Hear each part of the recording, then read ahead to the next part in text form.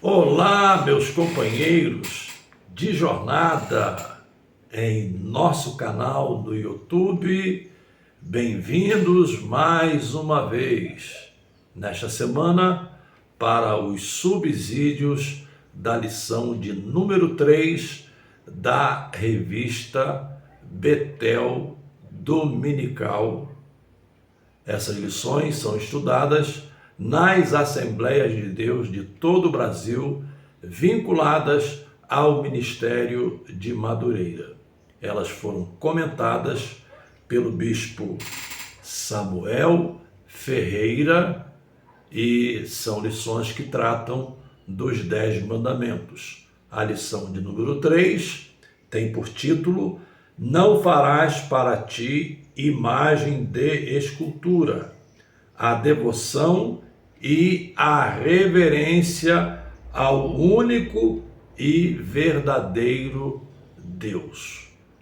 Claro que o nosso propósito não é fazer uma exposição da lição, senão oferecer subsídios aos professores que terão a responsabilidade de ministrá-la no próximo domingo, dia 20 de outubro, diante de suas classes.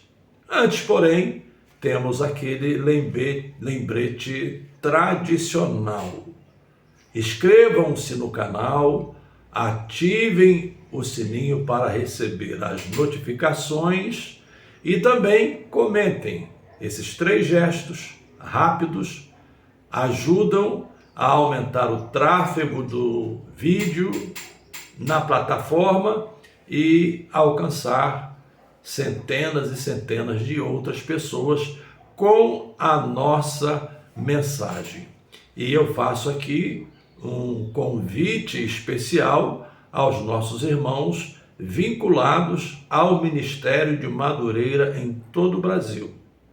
Inscrevam-se também, venham estar conosco e vamos somar nesse time de vencedores em nosso canal, o canal do pastor Jeremias Couto. Inscrevam-se, ativem o sininho e comentem para trazer mais tráfego para os nossos vídeos e para a nossa mensagem. Feitas essas considerações preliminares, vamos então aos subsídios de forma bastante rápida. Na lição de número 2, estudamos o primeiro mandamento: não terás outros deuses diante de mim. Esse mandamento, como já estudamos, é apenas uma recapitulação. Esse mandamento trata da exclusividade. E isso me leva também para o episódio da tentação de Cristo no deserto. Nesse episódio, entre outras coisas, o diabo ofereceu-lhe os supostos reinos deste mundo em troca da adoração. Em outras palavras, Jesus teria de se curvar ao diabo, adorar ao diabo. Uma barganha. Algo que comumente acontece hoje para que as pessoas desejosas de obter algum lucro, elas possam então fazer esse tipo de negócio em que tanto um lado quanto o outro são beneficiados e o benefício passa geralmente por questões pecuniárias. Foi exatamente isso que o diabo tentou fazer com Jesus. E Jesus lhe deu uma resposta, porque Jesus, diferentemente de muitos de nós, conhecia a Escritura. E Jesus então lhe respondeu: também está escrito, somente ao teu Deus adorarás e só a ele servirás. Então a lição da semana passada, lição de número 2, tratando do primeiro mandamento, teve como foco a exclusividade da adoração. exclusividade que se presta unicamente ao Deus vivo e verdadeiro. E aí, como também mencionamos na lição passada, quando falamos de Deus vivo e verdadeiro, falamos de Deus Pai, falamos de Deus Filho e falamos de Deus Espírito Santo, ou seja, uma unidade composta. Deus em três pessoas distintas, da mesma essência, da mesma substância. Na lição de hoje, já entramos num outro patamar. É o segundo mandamento, ele se encontra em Êxodo, capítulo 20, inclusive o texto de referência, e os versos 4 e 5 dizem assim: não farás para ti imagem de escultura, nem alguma semelhança do que há em cima nos céus, nem embaixo na terra, nem nas águas debaixo da terra.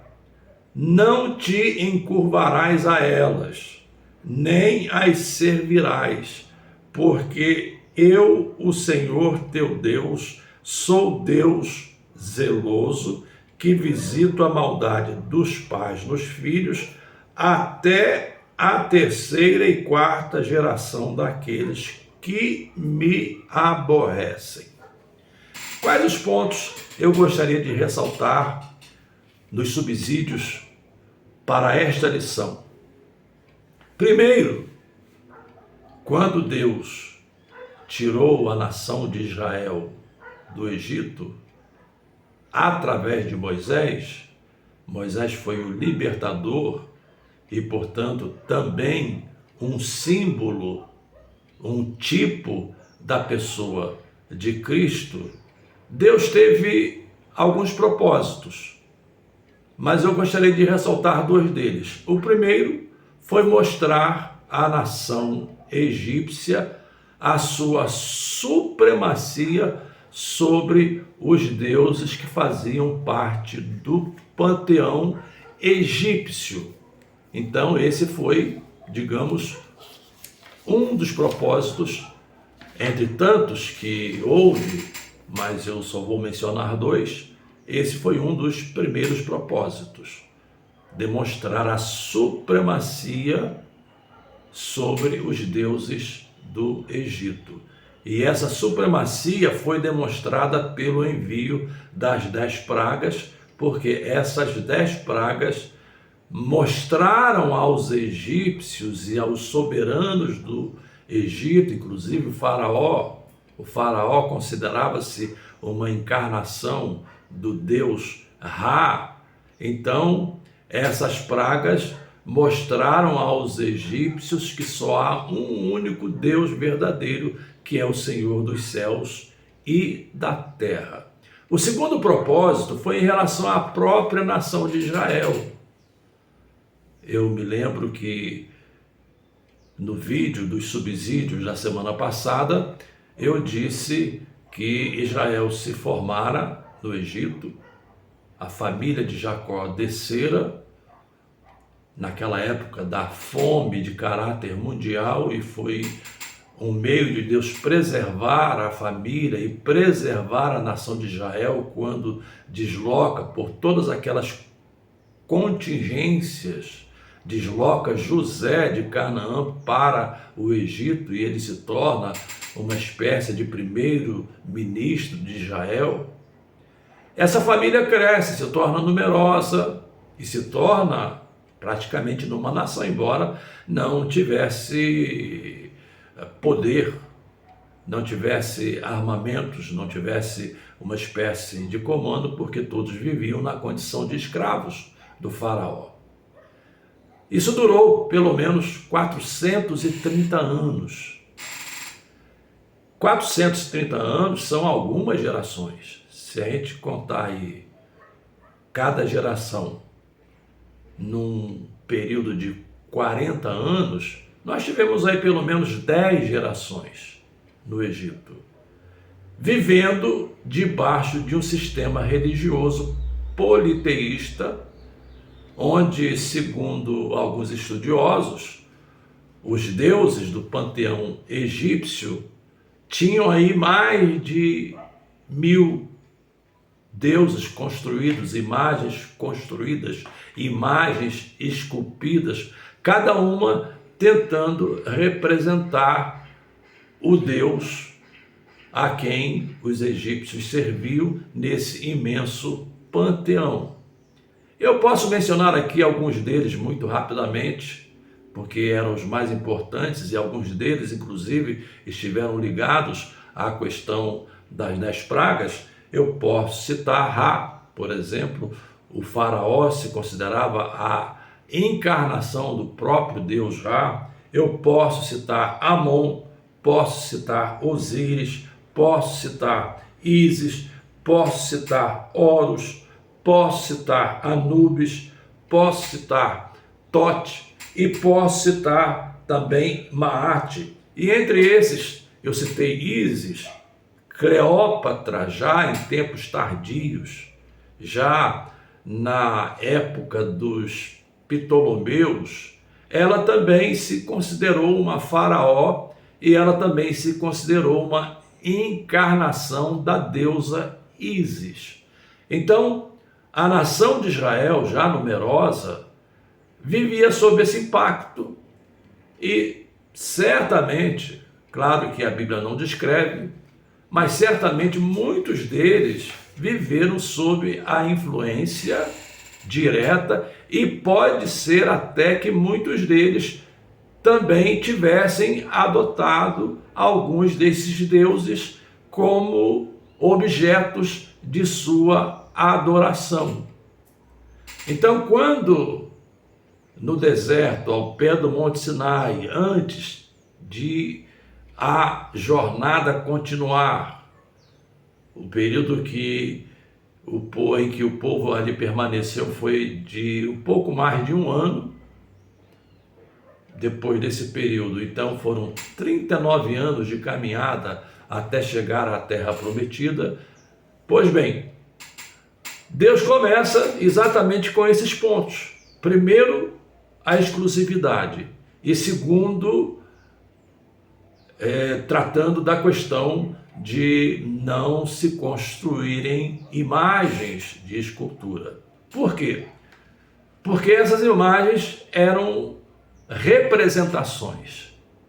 Então, as pessoas, ao adorar o seu Deus, elas se curvavam diante dessas representações físicas, digamos, construídas, esculpidas em pedras, esculpidas em ouro, esculpida em outros tipos de metais, apenas para citar aqui alguns tipos de materiais usados. As pessoas se curvavam como se esse Deus ali estivesse presente, como se a divindade desse Deus estivesse presente naquela imagem. Então, aquelas imagens, elas eram uma espécie de intermediadora entre os seus adoradores e aos deuses que essas imagens representavam. Elas cumpriam um papel de intermediação. Ora, o Deus do céu e da terra é um Deus invisível e eles são chamados do Egito para se dirigirem à terra de Canaã, passam 40 anos no deserto, muito provavelmente para se despir, para se desintoxicar desse tipo de adoração. Então Deus usa as pragas também para mostrar aos israelitas, aos judeus, que ele era o Deus soberano, Deus exclusivo, acima de todos os outros deuses. Ou seja, exclusividade absoluta, sem qualquer intermediação de qualquer tipo. Deus invisível. Deus invisível. É tanto que no deserto, a multidão, o povo, não pôde ver Deus. apenas pôde ouvi-lo. Deus não apareceu em forma, em imagem, em uma escultura, em algo que pudesse ter visibilidade. Deus simplesmente permitiu que o povo ouvisse a sua voz, nada mais do que isso. Mas eles estavam acostumados com essa cultura politeísta do Egito. Então, Deus, no Egito, já começa a tratar com Israel, e esse é o segundo propósito que eu mencionei. Deus já começa a tratar com Israel, usando as pragas para mostrar que Deus é o soberano Senhor que reina sobre o céu e a terra. Então, esses dois pontos eu gostaria de considerar. O terceiro ponto, baseado também nesta lição, e isso está no comentário, o texto que eu li, inclusive, menciona que Deus visita a maldade dos pais nos filhos até a terceira e quarta geração daqueles que me aborrecem. Esse ponto é interessante frisar porque existe em nosso meio cristão, em nosso meio evangélico, aquela tese da maldição hereditária, ou seja, os pais pecam, sofrem as consequências do pecado e, em razão disso, essas maldições são transferidas para as gerações seguintes e essas maldições só serão quebradas mediante uma intervenção de Deus, desde que as pessoas o reconheçam como Deus vivo e verdadeiro. Bem, o texto não permite esse tipo de interpretação. O texto fala dos pais que se rebelam, fala, claro, da terceira e quarta geração, mas o texto é muito claro, daqueles que me aborrecem. Ao final, essa é a expressão que aparece. Em outras palavras, aqueles que seguem os caminhos errados de seus pais, aqueles que seguem os equívocos que seus pais cometeram, aqueles que, ao invés de se voltarem para Deus, preferem continuar debaixo do jugo do mesmo pecado que os seus pais cometeram, principalmente, esse é o contexto da lição, principalmente em relação ao fato de não reconhecer a Deus em sua exclusividade e de não reconhecê-lo como o único a merecer a nossa adoração. Então, é nesse sentido, não nessa concepção errada, equivocada, de que nós temos a tal maldição hereditária. Se você quiser entender um pouco mais sobre o tema, eu deixo aqui uma sugestão. Leia Ezequiel capítulo 18. Ezequiel capítulo 18 é o texto-chave para você ter clareza sobre isso, porque ali fica explícito, não é nem implícito, fica explícito que cada um é responsável pelos seus próprios pecados. Cada geração é responsável pelos seus próprios pecados e as gerações seguintes não têm responsabilidade alguma pelos pecados das gerações antecedentes. Capítulo 18 de Ezequiel. O terceiro ponto que eu gostaria de tratar aqui nesta lição também como subsídio é que o texto no segundo mandamento refere-se a não esculpir imagens, porque Deus não tem forma humana e nós não podemos de maneira nenhuma pensar na forma de Deus. A Bíblia diz que fomos criados à sua imagem e semelhança. Isso refere-se ao aspecto moral, refere-se ao aspecto espiritual, mas quem pode definir a forma de Deus? Deus, dentre os seus atributos incomunicáveis, o que são atributos incomunicáveis? São aqueles atributos que não são transferidos aos homens. Deus em seus atributos incomunicáveis, ele é onipotente, onipresente e onisciente. Ou seja, está além de todas as nossas possibilidades. Nós não temos como, digamos, construir uma imagem que reflita o caráter, a natureza e os atributos do nosso Deus, o Deus verdadeiro. Não temos como construir. Segundo, não precisamos, porque nós temos livre acesso ao Pai. Vale lembrar que na morte de Cristo, o véu do templo rasgou-se de alto a baixo, e esse episódio foi um episódio com um símbolo riquíssimo, porque significa que a partir de agora, ou seja, a partir do momento da morte de Cristo, nós temos liberdade e ousadia para entrar no Santo dos Santos, levando conosco o sangue precioso de nosso Senhor Jesus Cristo. Então nós temos liberdade, nós não precisamos de intermediação humana. Não precisamos, a Bíblia diz inclusive que Deus nos fez sacerdotes. Qual é o papel de um sacerdote? O papel de um sacerdote é esse: interceder em favor do povo, diante de Deus, interceder em favor de sua família, interceder em favor de si mesmo.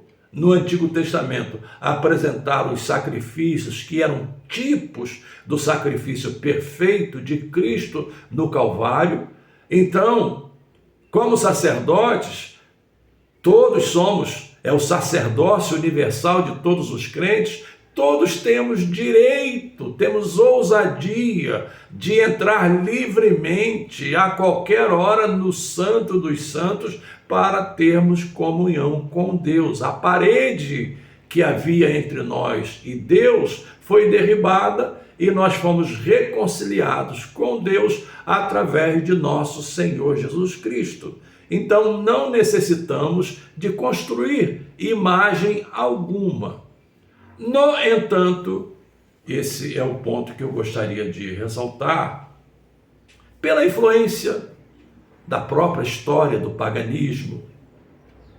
Você, por exemplo, vai perceber a história do catolicismo romano, que acaba absorvendo certos conceitos do paganismo, e eles são adotados, por exemplo, nas imagens dos santos. Eles são adotados, por exemplo, quando se dá a Maria um poder de mediação. Ela é, no conceito romano, uma medianeira, ou seja, teria tanto poder quanto o próprio Cristo de mediar diante de Deus.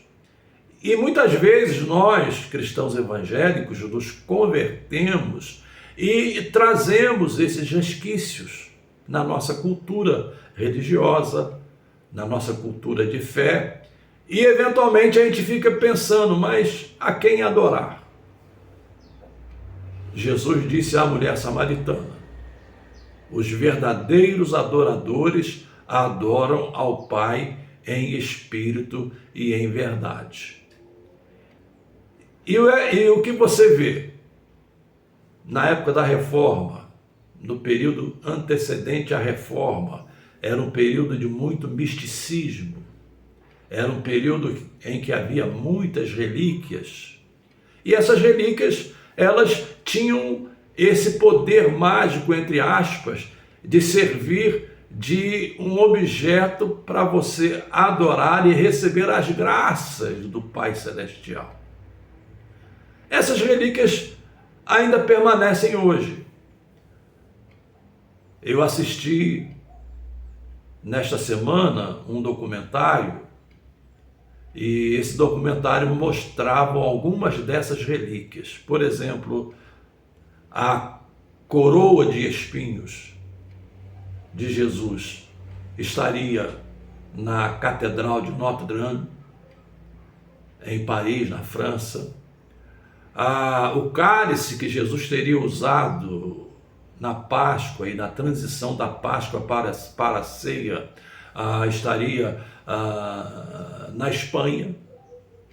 Fragmentos da cruz de Cristo estão espalhados aí em alguns países e, por incrível que pareça, nós temos um relicário aqui na Arquidiocese do Rio de Janeiro, e nesse relicário, no Rio de Janeiro, teriam lascas, que seriam lascas da cruz de Cristo, lascas originais da cruz de Cristo, e esses objetos são reverenciados, esses objetos são adorados, esses objetos servem, nessa concepção católica, servem como meios de intermediação entre o homem e o próprio Senhor Jesus.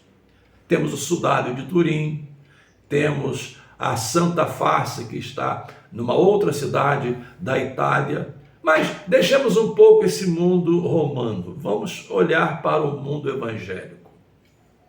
Será que nós não temos as nossas relíquias? Será que nós não temos o nosso modo de buscar essa intermediação, humanamente falando? Vou citar aqui 2 exemplos, muito rápidos. Primeiro deles, quantos de nós têm o costume de deixar a Bíblia aberta no Salmo 91, na entrada de nossa casa, como se aquele objeto em si mesmo aberto tivesse algum poder para proteger a sua casa? Esse é um caso. Outro caso, que talvez hoje não seja tão comum, mas em tempos idos era muito comum, é a famosa caixinha de promessas. A caixinha de promessas é muito parecida com os horóscopos. Há pessoas que não saem de casa sem tirar um versículo. E pode ser que esse versículo não seja a mensagem que a pessoa quisesse ouvir. E aí vai, tira um 2º versículo, tira um 3º versículo, tira um 4º versículo, e eventualmente nenhum dos versos tirados é a mensagem que a pessoa quer ouvir, porque ela está buscando uma mensagem que atenda à sua expectativa. A caixinha de promessas é algo parecido também, é uma espécie de intermediação. Você quer ouvir Deus falar através da caixinha de promessas. Eu poderia citar aqui vários outros casos no meio evangélico que acabam também tendo uma conotação muito parecida com esse conceito do paganismo, de se construírem imagens de escultura como representação dos deuses aos quais eram adorados pelo povo. Então, a lição de hoje, que tem por título "Não farás para ti imagem de escultura", ela complementa no título "A devoção e a reverência ao único e verdadeiro Deus". Nós não precisamos de intermediários. Nós não precisamos de ter um altar. Altar não faz parte da fé cristã, porque um altar já foi erguido no Calvário e ali o sacrifício completo foi realizado por Cristo. Então, por exemplo, no meio evangélico não realizamos missas, porque as missas são a repetição do sacrifício. É tanto que na missa o corpo, aliás, a hóstia milagrosamente se transforma em corpo e o sangue e o vinho milagrosamente se transforma em sangue. Então ali se repete o sacrifício. No nosso caso não, esses sacrifícios não são mais repetidos. O sacrifício de Cristo foi único, perfeito, completo, eterno, definitivo. Então não precisamos desse tipo de intermediação, e vale aqui mencionar o que disse o apóstolo Paulo. Temos somente temos somente um mediador entre Deus e o homem, Jesus Cristo, homem. um único mediador. Nem Maria, a quem amamos, a quem respeitamos, a quem consideramos, a quem o anjo Gabriel chamou de bem-aventurada, temos um respeito profundo por Maria, mas ela não é medianeira. O único mediador entre Cristo e Deus é Jesus Cristo, e é em seu nome, repito, é em seu nome que nós nos aproximamos de Deus. Então, meus queridos companheiros de jornada, meus queridos irmãos vinculados às Assembleias de Deus de Madureira, são esses os subsídios que eu ofereço no vídeo de hoje para a lição do próximo domingo, dia 20 de outubro. Muitos professores estarão diante de suas classes e eu ofereço esses subsídios para ajudá-los na ministração desse comentário tão bem escrito pelo nosso bispo Samuel Ferreira. Lembrando, inscrevam-se em nosso canal, ativem o sininho para receber as notificações e comentem, porque esses 3 gestos rápidos não tomam tempo algum de você. Esses 3 gestos nos ajudam a reverberar a nossa mensagem e a ampliá-la e a expandi-la para outros segmentos nesta plataforma. Um grande abraço e até a próxima semana, querendo Deus.